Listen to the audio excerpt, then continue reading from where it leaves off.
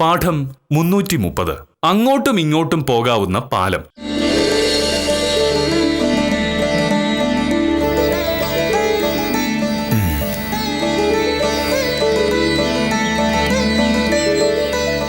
ചായ. ഇത് കണ്ടോ ഭാമേ, കേരളത്തിൽ വിവാഹമോചനങ്ങളുടെ എണ്ണം കൂടി വരുന്നു.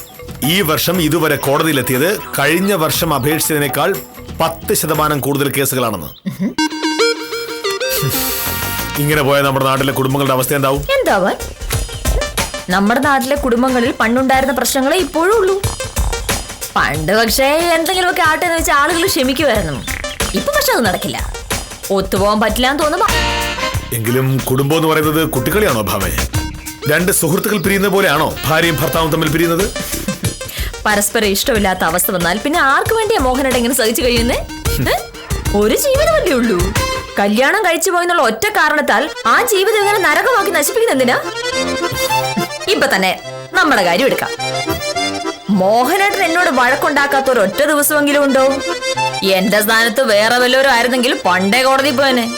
എന്നിട്ട് നീ എന്താ കോടതിയിൽ പോയിരുന്നത്? ഞാനൊരു സത്യം പറയട്ടെ. ഞാൻ മോഹനേട്ടനെ ഡൈവോഴ്സ് ചെയ്യുന്നതിനെ പറ്റി പല പ്രാവശ്യം ആലോചിച്ചതാണ്. പിന്നെ ആലോചിച്ചപ്പോഴല്ലേ മനസ്സിലായത്, ഇതിനെക്കാട്ടിലും കേമനായൊരു കോന്തനെ കിട്ടുമെങ്കിലല്ലേ ഇതിനെ കളയേണ്ട കാര്യമുള്ളൂ എന്ന്. കുറച്ച് വാശിയും ദേഷ്യം എടുത്തുചാട്ടമൊക്കെ ഉണ്ടെങ്കിലും ഇന്നാട്ടിൽ ഇപ്പൊ കിട്ടാവുന്ന ഏറ്റവും യോഗ്യനായ ഈ ഒരാളല്ലേ ഉള്ളൂ. അപ്പൊ പിന്നെ ഈ പ്രതിഭാസത്തെ കളയണ്ടായെന്ന് വെച്ചു, അത്രേ ഉള്ളൂ. എന്നെക്കാൾ യോഗ്യനായ വേറൊരാളെ കണ്ടാൽ? അങ്ങനെ ഒരാളല്ലേ ഉള്ളൂ, ദൈവം. അങ്ങേരാണെങ്കി എന്നെ കല്യാണം കഴിക്കാൻ സമ്മതിക്കുമെന്ന് തോന്നുന്നുമില്ല. അയ്യടാ, പുകഴ്ത്തി പറഞ്ഞപ്പോഴത്തേക്കും വിലയാവസരം മൊത്തം സന്തോഷമുണ്ടോ? എന്താ ഇപ്പൊ ചാടിക്കടിക്കാൻ വരാത്തത്? അതിപ്പോ തക്കതായ എന്തെങ്കിലും കാരണം ഉണ്ടെങ്കിൽ മാത്രമല്ലേ ഭാമയെ ഞാൻ വഴക്കുണ്ടാക്കാൻ വരാറുള്ളൂ. എങ്ങനെ? ഇപ്പൊ ഈ പറഞ്ഞ വാചകം പുറത്തിറങ്ങി പറഞ്ഞിട്ടുണ്ടെങ്കിലേ നാട്ടുകാർ തല്ലും വില്ലേജ് ഓഫീസറായി. കാരണം ഉണ്ടായാലും മാത്രം ദേഷ്യപ്പെടുന്ന ഒരാളും. എങ്കിൽ നീ പറയും, ശരിയായ കാരണമില്ലാതെ ഞാൻ ദേഷ്യപ്പെട്ട ഒരു അവസരം നീ ഒന്ന് പറഞ്ഞ ഞാൻ കേൾക്കട്ടെ.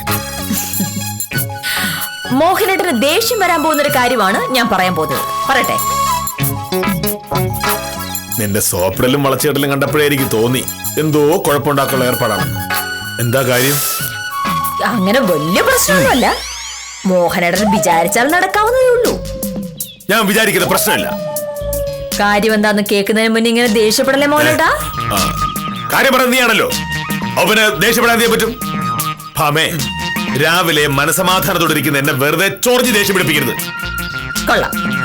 എന്നെ കാര്യം ഒന്ന് പറയാ പോലെ സമ്മതിക്കുന്നുണ്ടോ നോക്കി.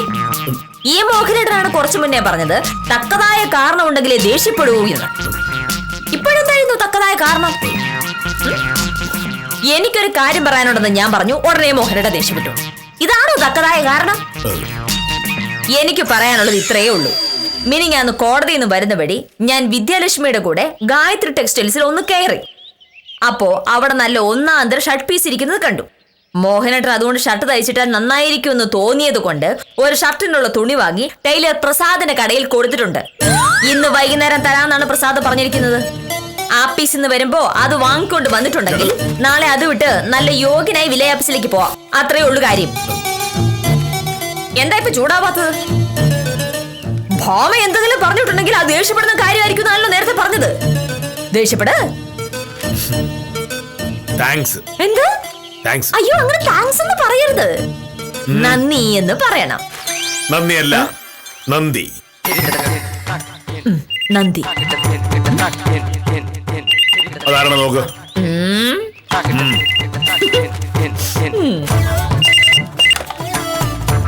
ഹലോ, അതെ.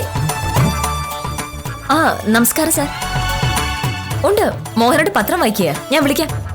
മോഹനേട്ടാ, ഇപ്പൊ വരെ സാർ. എന്താ സാർ? അതെ, അത് ശരിയാണ്. അല്ല സാർ, അതിലിപ്പോ ഞാനെന്ത് ചെയ്യാനാണ്? അത് ബുദ്ധിമുട്ടാണ് സാർ. കക്ഷിയോട് അങ്ങനെയൊക്കെ പറയാൻ പറ്റുമോ? തഹസിൽദാരാ. നമസ്കാരം സാർ, മോഹനേഷനാ. അതെ, ഓഫീസിൽ ഇറങ്ങിയായിരുന്നു. എന്താ സാർ? അതെയോ, എനിക്ക് അറിയില്ലായിരുന്നു. ഞാൻ സംസാരിക്കും സാർ. ശരി.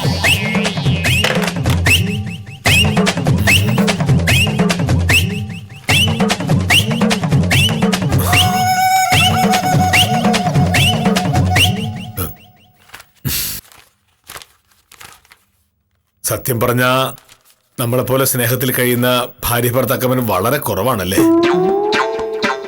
അതെന്താ ഇപ്പൊ അങ്ങനെ തോന്നുന്നു? അല്ല, കുറച്ചു മുമ്പ് പത്രത്തിൽ വായിച്ചല്ലോ, നാട്ടിൽ വിവാഹമോചനം കൂടി വരികയാണെന്ന്. നമ്മളാണെങ്കിൽ ഇടയ്ക്കിടയ്ക്ക് വഴക്കുണ്ടാക്കാറുണ്ട്. ഇടയ്ക്കിടയ്ക്കല്ല, എപ്പോഴും.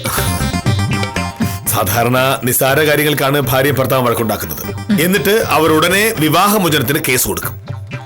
നമ്മൾ എത്ര വഴക്ക് കൂടിയാലും പെട്ടെന്ന് കൂട്ടുവിടും അല്ലേ? അതെന്തുകൊണ്ടാ? ഞാനൊരു പാവമായതുകൊണ്ട്. അല്ല, അതുകൊണ്ടല്ല, നമ്മൾ തമ്മിൽ ഭയങ്കര സ്നേഹമായതുകൊണ്ടാ. അതുകൊണ്ടല്ലേ ഒരു നല്ല ഷർട്ടിന് തുണി കണ്ടപ്പോ നീ അത് വാങ്ങി പ്രസാദിനെ തയ്യൽക്കട കൊടുത്തത്? ഞാനും നിനക്ക് എന്തെങ്കിലുമൊക്കെ വാങ്ങി തരേണ്ടതായിരുന്നു. നാളെയോ മറ്റന്നാളാവട്ടെ നിനക്ക് ഒരു സാരി ഞാൻ വാങ്ങിത്തരും. ഈ സ്നേഹമുള്ള ഭാര്യയും ഭർത്താവുമ്പോ രണ്ടുപേരും അങ്ങോട്ടും ഇങ്ങോട്ടും ഒരുപോലെ പെരുമാറണമല്ലോ. എനിക്കൊരാവശ്യം വരുമ്പോ നീ സഹായിക്കില്ലേ? അതുപോലെ നിനക്കൊരാവശ്യം വരുമ്പോ ഞാനും സഹായിക്കും, ഇല്ലേ? ഒരു ഷർട്ട് വാങ്ങി തന്നെയാണോ മോഹനേട്ടൻ വലിയ സഹായമായിട്ട് കൂട്ടുന്നത്? ഷർട്ടിന്റെ കാര്യം മാത്രമല്ലല്ലോ, എനിക്ക് വേറെ എന്ത് ആവശ്യം വന്നാലും നീ സഹായിക്കുമല്ലോ. തഹസിൽദാരുടെ അനിയനെതിരെ ബഷീർ കൊടുത്ത കേസ് പിൻവലിക്കുന്നത് ഒഴികെ എന്ത്? കളവാല് വെക്കുമ്പോഴേ എനിക്കറിയാമായിരുന്നു അത് എന്തിനാണെന്ന്. മോഹനേട്ടനോട് തഹസിൽദാർ പറഞ്ഞത് എന്താണെന്നും എനിക്കറിയാം. തഹസിൽദാരുടെ അനിയൻ പച്ചക്കറി കട നടത്തുന്ന ബഷീറിന് ഒരു വലിയ തുക കൊടുക്കാനുണ്ടായിരുന്നു. അതിനായി അയാൾ ബഷീറിന് കൊടുത്ത ചെക്ക് പണമില്ലാതെ മടങ്ങി. ബഷീർ തഹസിൽദാരുടെ അനിയനെതിരെ ക്രിമിനൽ കേസ് കൊടുത്തു. വക്കീല് ഈ അഡ്വക്കേറ്റ് സത്യഭാമ. സംഗതി കുഴപ്പമാണെന്ന് അറിഞ്ഞതോടെ തഹസിൽദാരുടെ അനിയൻ കാശ് കൊടുക്കാൻ തയ്യാറായി. പക്ഷേ ബഷീർ കേസിൽ നിന്ന് പിന്മാറില്ല. ഒരു ദിവസമെങ്കിലും തഹസിൽദാരുടെ അനിയനെ കോടതിയിൽ കയറ്റാതെ കേസ് പിൻവലിക്കുന്ന പ്രശ്നമില്ല എന്ന് ബഷീർ തീർത്തും പറഞ്ഞു. ഇപ്പൊ തഹസിൽദാർ വിളിച്ചത് എന്നോട് പറഞ്ഞ് ബഷീറിനെ കൊണ്ട് കേസ് പിൻവലിപ്പിക്കണം എന്ന് പറയാനാണ്. ശരിയല്ലേ വില്ലേജ് ഓഫീസറെ?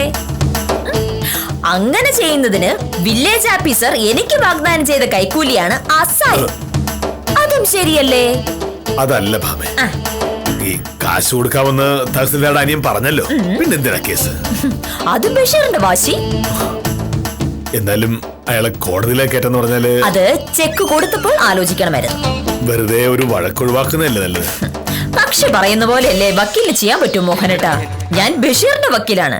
ബഷീർ പറയുന്ന പോലെയല്ലേ ഞാൻ ചെയ്യൂ. പക്ഷേ ഈ തഹസിൽദാരോട് ഞാൻ എന്ത് പറയും ഭാമേ? ഞാൻ പറഞ്ഞാ നീ കേൾക്കുന്ന പുള്ളിക്കാരൻ കരുതിയിരിക്കുന്നത്.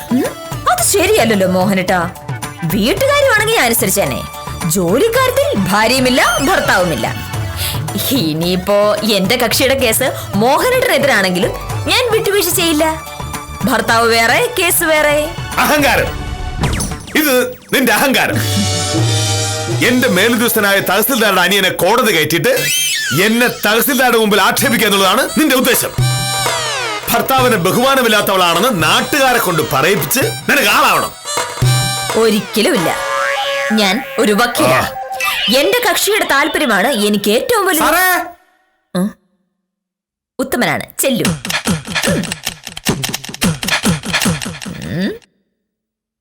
നമസ്കാരം സാറേ. നമസ്കാരം. ഭർത്താവിന് ഒരു ആവശ്യം വരുമ്പോൾ അതിന് എതിര് പറയുന്ന ഭാര്യയെ പറ്റി ഉത്തമന്റെ അഭിപ്രായം എന്താണ്? അല്ല, അതിപ്പോ അങ്ങനെ ചോദിച്ചു കഴിഞ്ഞാൽ ഞാൻ ഇപ്പൊ ഉത്തമൻ ഒരു വില്ലേജ് ഓഫീസറാണ് എന്ന് കരുതുക. എന്താ ഇരിക്കുന്നത്? ഞാൻ വില്ലേജ് ഓഫീസർ സാറേ, ഞാൻ 10ാം ക്ലാസ് വരെ പഠിച്ചിട്ടുള്ളൂ. ഉത്തമൻ വില്ലേജ് ഓഫീസർ ആയി എന്നല്ല ഞാൻ പറഞ്ഞത്, പിന്നെ വില്ലേജ് ഓഫീസർ ആണ് എന്ന് കരുതുക. കരുതി. അങ്ങനെ ഉള്ളപ്പോൾ ഉത്തമന്റെ മേലധികാരി ആരായിരിക്കും? ആരായിരിക്കും? തഹസിൽദാർ. അതെ അതെ, തഹസിൽദാർ. തഹസിൽദാരുടെ അനിയൻ ഒരു ചെക്ക് കേസിൽ പെട്ടുപോയത് കരുതുക. അതും കരുതി. ഉത്തമന്റെ ഭാര്യ തഹസിൽദാരുടെ അനിയനെതിരെ കേസ് വാദിക്കുന്നത് ശരിയാണോ? സാറേ ഈ സാറ് ടെൻഷന്റെ ഇടയിൽ അത് മറന്നുപോയി. ഞാൻ കല്യാണം കഴിച്ചിട്ടില്ല. കല്യാണം കഴിച്ചു കരുതുക. അതും കരുതി വേണം. ഉത്തമന്റെ ഭാര്യ ഉത്തമന്റെ മേലുദ്യോഗസ്ഥന്റെ അനുജനെതിരെ കേസ് വാദിച്ചാൽ ഉത്തമൻ എന്ത് ചെയ്യും? അത് ഈ കേസിന്റെ ഭാര്യയും ഭർത്താവും വീട്ടിലാണ്. ജോലി ചെയ്യുമ്പോൾ എന്തു ഭാര്യ എന്ത് ഭർത്താവ്. എന്റെ ജോലി എന്റെ കക്ഷിക്ക് വേണ്ടി കേസ് വാദിക്കുക എന്നതാണ്. അല്ല വക്കീലെ, എന്നാലും മോഹനയുടെ സാറിന് പ്രയാസം ഉണ്ടാക്കാതെ നോക്കേണ്ടത് വക്കീലിന്റെ ഉത്തരവാദിത്വമാണല്ലോ. ഭാര്യയും ഭർത്താവും ഒക്കെ ആവുമ്പോ അങ്ങനെ ചില അഡ്ജസ്റ്റ്മെന്റ് ഉണ്ടാവണമല്ലോ. ഉണ്ടാവാറുണ്ട്. ഭർത്താവിന് ബുദ്ധിമുട്ടുള്ള കാര്യങ്ങൾ ഭാര്യ ചെയ്യരുത്, അതുപോലെ ഭാര്യയ്ക്ക് ബുദ്ധിമുട്ടുള്ള കാര്യങ്ങൾ ഭർത്താവും ചെയ്യരുത്. അല്ലല്ല, അതൊരിക്കലും ചെയ്യരുത്.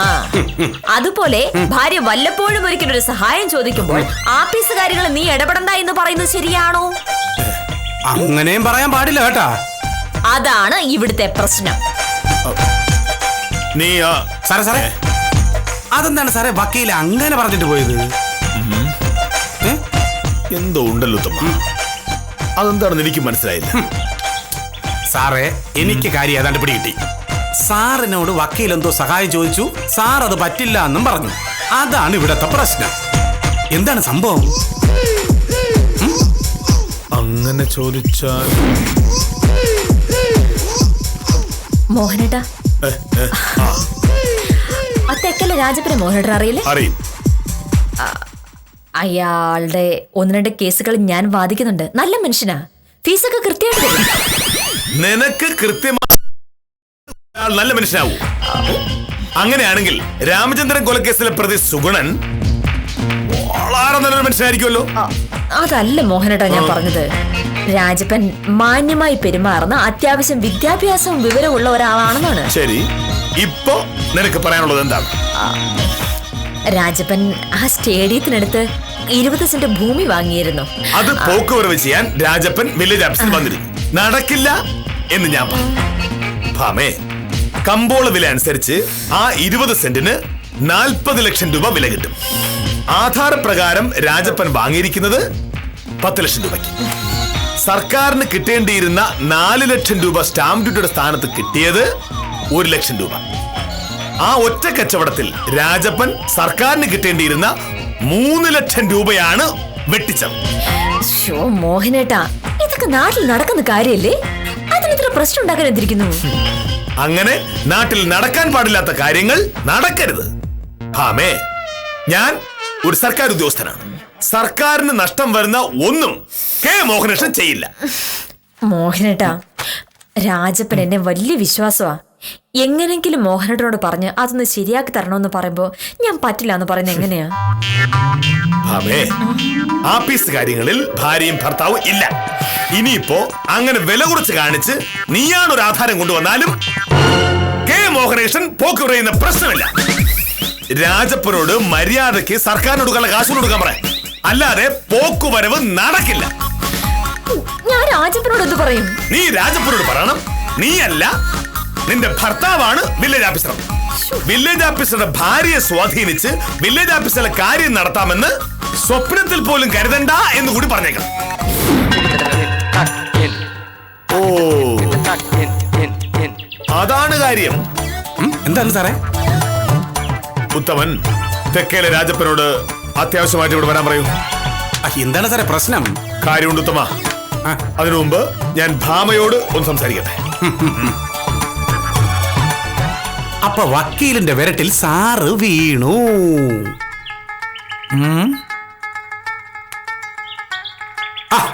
രായപ്പ, ഞാനാണേ ഉത്തമായി. പിന്നെ ഭാമേ, തെക്കേലെ രാജപ്പന്റെ ഭൂമി പോക്കുവരയുന്ന കാര്യമാണെന്ന് നീ പറഞ്ഞു വന്നെന്ന് എനിക്ക് മനസ്സിലായി.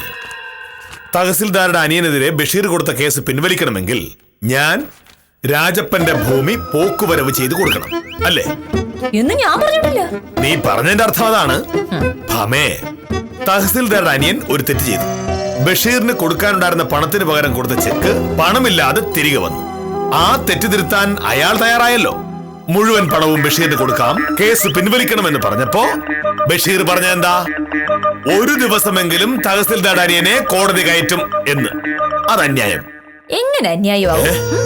നാട്ടിലെ നിയമം അനുസരിച്ചുള്ള കാര്യം മാത്രമേ ബഷീർ ആവശ്യപ്പെട്ടിട്ടുള്ളൂ. പക്ഷെ രാജപ്പൻ ആവശ്യപ്പെട്ടതോ കമ്പോള വിലയേക്കാൾ വളരെ താഴ്ത്തി ആധാരം രജിസ്റ്റർ ചെയ്തു. അതുവഴി സർക്കാരിന് കിട്ടേണ്ടിയിരുന്ന ലക്ഷക്കണക്കിന് രൂപ വെട്ടിച്ചു. ഇത് സർക്കാർ ശമ്പളം വാങ്ങുന്ന ഒരു വില്ലേജ് ഓഫീസർക്ക് കണ്ടു നിൽക്കാനാകുമോ? രാജപ്പന്റെ പോക്കുവരവ് നടക്കില്ല. അയാളോട് ഞാൻ ഇങ്ങോട്ട് വരാൻ പറഞ്ഞിട്ടുണ്ട്. നിന്റെ മുൻപിൽ വെച്ച് രാജപ്പനോട് ഞാനത് പറയാൻ പോവാ. അപ്പൊ തഹസിൽദാരുടെ അനിയൻ കോടതി കയറുമെന്നുള്ള കാര്യം ഉറപ്പായി. നീ എന്നെ പേടിപ്പിക്കാണോ? എടീ, മോഹനകൃഷ്ണന് നിയമമാണ് ഏറ്റവും വലുത്. തഹസിൽദാരുടെ അനിയൻ കോടതി കയറുന്നതിൽ എനിക്ക് ഒരു പ്രശ്നമില്ല. അത് കള്ളം. കാരണം തഹസിൽദാർ മോഹനേട്ടനെ വിളിച്ചാണ് എന്നെ കൊണ്ട് കേസ് പിൻവലിപ്പിക്കുന്ന കാര്യം പറഞ്ഞത്. ഇനി ഞാൻ കേസ് പിൻവലിക്കാതിരുന്നിട്ടുണ്ടെങ്കിൽ അതിന് രണ്ടർത്ഥമേ ഉള്ളൂ. ഒന്ന്, മോഹനേട്ടൻ പറഞ്ഞാൽ ഞാൻ അനുസരിക്കും. ഭാര്യയെ പോലും അനുസരിപ്പിക്കാൻ പറ്റാത്ത മോഹനകൃഷ്ണൻ സാറാണ് നാട്ടുകാരെ അനുസരിപ്പിക്കാൻ നടക്കുന്നതെന്ന് ആളുകൾ പറയും. ഇനി രണ്ട്, തഹസിൽദാരുടെ ആവശ്യം മോഹനേട്ടൻ മൈൻഡ് ചെയ്തില്ല. അതായത് മേലുദ്യോഗസ്ഥനായ തഹസിൽദാരുടെ വാക്കിന് മോഹനേട്ടൻ പുല്ലുവില കൽപ്പിച്ചു. രണ്ടു വഴിക്കായാലും മോഹനേട്ടന് തന്നെയാണ് നാണക്കേട്. ആ നാണക്കേട് കെ മോഹനേട്ടൻ സഹിച്ചു. രാജപ്പന്റെ ഭൂമി പോക്കുവരവ് ചെയ്യാതെ വരുമ്പോ നിനക്കുമുണ്ട് രണ്ട് ദോഷം. ഒന്ന്, ഭാര്യയായ നീ പറഞ്ഞ ഒരു ആവശ്യത്തെ ഞാൻ വകവച്ചതേ ഇല്ല എന്ന് രാജപ്പന് മനസ്സിലാവും. രണ്ട്, 10 പൈസയ്ക്ക് ഗുണമില്ലാത്ത ഈ വക്കോലിന് ഇനി കേസ് കൊടുക്കണമെന്ന് രാജപ്പ അങ്ങ് തീരുമാനിക്കും. നിനക്ക് നിന്റെ ഒരു കക്ഷി പോയി എന്നർത്ഥം. അത് ഞാനും അങ്ങ് സഹിച്ചു. തീർന്നല്ലോ. തീർന്നില്ല. നിനക്ക് ഞാൻ വാങ്ങിത്തരാമെന്ന് പറഞ്ഞ സാരി ഞാൻ വാങ്ങിത്തരില്ല. വേണ്ട. പ്രസാദിന്റെ കടയിൽ ഷർട്ട് തയ്ക്കാൻ കൊടുത്തിരിക്കുന്ന തുണി തിരികെ വാങ്ങി അത് മണ്ണൊഴിച്ച് കത്തിക്കാൻ എന്നെ കൊണ്ട് പറ്റും. കാണാം. ആ കാണാം. തഹസിൽദാരായിരിക്കും. നീ ഒരു ഭയങ്കര അഹങ്കാരിയാണെന്നും ഭർത്താവ് പറഞ്ഞാൽ അനുസരിക്കുന്നതാണെന്നും ഞാൻ പറഞ്ഞു കൊടുക്കും. ആഹാ. ഹലോ. അതെ. ആ ഓടുക. ആര്? ഞാൻ ചോദിച്ചില്ല. ഹലോ. ആ ബഷീറായിരുന്നു. എന്താ ബഷീറെ? ആ എന്നോട് പറഞ്ഞിരുന്നു. അതെയോ? അങ്ങനെങ്കിൽ അങ്ങനെ. എനിക്കതിൽ അഭിപ്രായമൊന്നുമില്ല. ശരി, നല്ല കാര്യം. മോഹനേട്ടന്റെ പ്രശ്നം തീർന്നല്ലോ. എന്ത് പ്രശ്നം? ബഷീറാണ് വിളിച്ചത്. തഹസിൽദാരുടെ അനിയനെതിരായുള്ള കേസ് പിൻവലിക്കാൻ തയ്യാറാണെന്ന്. കാശ് കിട്ടിയാൽ കേസ് ഇന്ന് തന്നെ പിൻവലിക്കാൻ തയ്യാറാണെന്നാണ് ബഷീർ പറഞ്ഞത്. കൊള്ളാം. വക്കീലിന് ബുദ്ധിയില്ലെങ്കിലും കക്ഷിക്ക് ബുദ്ധിയുണ്ട്. ഇനി ഞാൻ കേസ് വാദിച്ച് എങ്ങനെ ഫീസ് വാങ്ങും? കേസ് ഒത്തുതീർപ്പായാലും വക്കീലിന് കിട്ടാനുള്ള ഫീസ് കിട്ടും. ഫീസ് കിട്ടാതെ ഞാൻ കേസ് ഒത്തുതീർപ്പാക്കില്ലല്ലോ.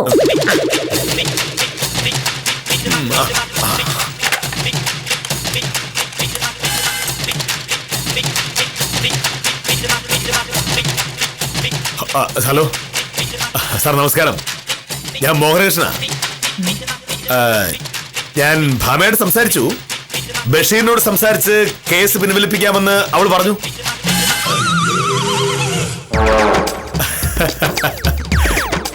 ഞാൻ പറയുന്നതിനപ്പുറം ഒരു തീരുമാനമുണ്ടോ എന്റെ ഭാര്യ ഭാമയ്ക്ക്?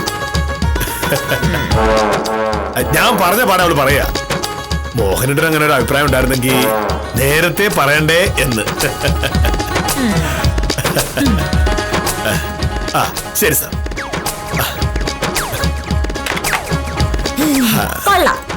അതിന്റെ ക്രെഡിറ്റ് വില്ലേജ് ഓഫീസർക്ക്.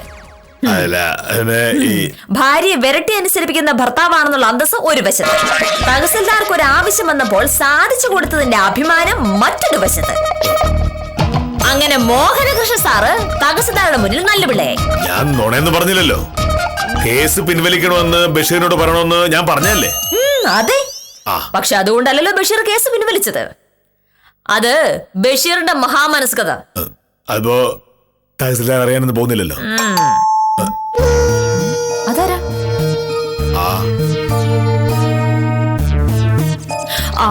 നമസ്കാരം വക്കീലേ.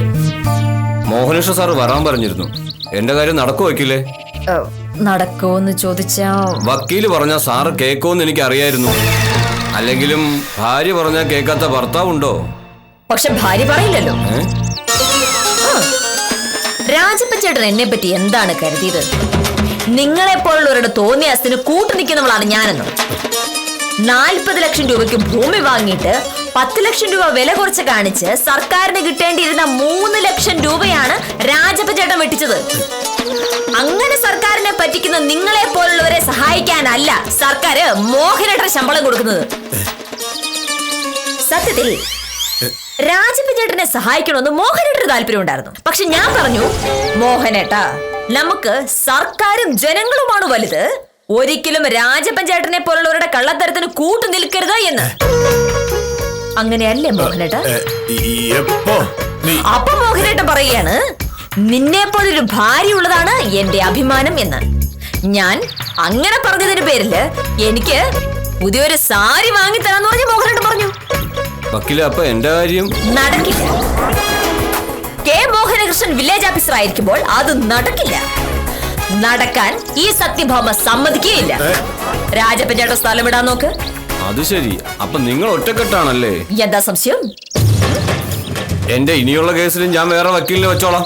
ഓ, അതെന്റെ പ്രശ്നമല്ല. ചേട്ടൻ സ്ഥലം വിടാൻ നോക്ക്. നീ എപ്പോഴാ രായപ്പന്റെ പോക്ക് ചെയ്യേണ്ടത് പറഞ്ഞത്? ഞാൻ ഇത്രയും പറഞ്ഞില്ലെങ്കിൽ ഞാൻ ഈ പറഞ്ഞതൊക്കെ മോഹനേട്ടൻ പറയും. അപ്പൊ എന്റെ മാനം പോവല്ലോ. അതുകൊണ്ട് മോഹനേട്ടന് പറയാനുള്ളതെല്ലാം ഞാൻ പറഞ്ഞു, അത്രേ ഉള്ളൂ. അതായത് നീ പറഞ്ഞാൽ അതുപോലെ കേൾക്കുന്ന ഒരാളാണ് ഞാനെന്ന് നീ വരുത്തി തീർത്തു. കുറച്ചു മുന്നേ മോഹനേട്ടൻ തഹസിൽദാരോട് പറഞ്ഞതുപോലെ ബഷീറിന്റെ കേസ് പിൻവലിച്ചതിന്റെ ക്രെഡിറ്റ് മോഹനേട്ടന് കിട്ടിയതുപോലെ ഇതിന്റെ ക്രെഡിറ്റ് എനിക്കുരിക്കട്ടെ. ഒരു പാല വിട്ടാൽ അങ്ങോട്ടും ഇങ്ങോട്ടും പോണല്ലോ. അപ്പോൾ എന്റെ സാരിയുടെ കാര്യം അത് ഞാൻ വാങ്ങി തന്നെ. നീ എനിക്കൊരു ഷർട്ട് വാങ്ങി തന്നല്ലേ? ഒരു പാലിട്ട അങ്ങോട്ടും ഇങ്ങോട്ടും പോണ്ടേ? ഒരു പാലമിട്ടാൽ അതുവഴി രണ്ടു വശത്തേക്കും പോകാൻ പറ്റുമ്പോഴേ അതിന്റെ ഉദ്ദേശം നടക്കുന്നുള്ളൂ. മോഹനകൃഷ്ണൻ കളിച്ച കളി സത്യഭാമ തിരിച്ചു കളിച്ചതോടെ ഇവർ തമ്മിലുള്ള ഇന്നത്തെ വഴക്കും തീർന്നു. ഈ വിചിത്ര ദമ്പതികളുടെ അതിവിചിത്ര കഥകളുമായി കാര്യം നിസാരം തുടരുന്നു.